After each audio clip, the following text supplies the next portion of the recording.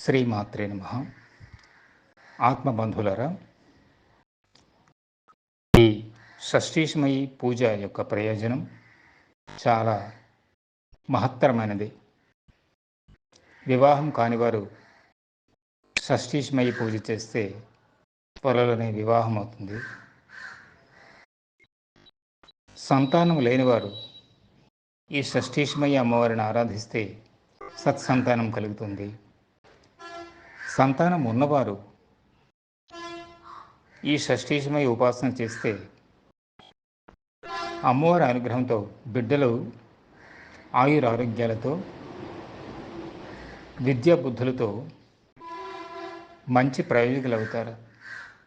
పిల్లల యొక్క యోగక్షేమాలు ఆ అమ్మవారే సర్వదా చూసుకుంటుంది.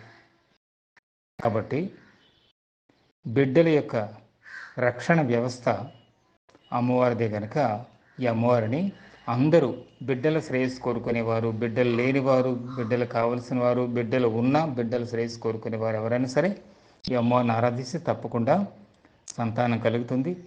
సంతానం ఉన్నవారికి సౌభాగ్యం పెరుగుతుంది. శ్రీమాత్రే నమః.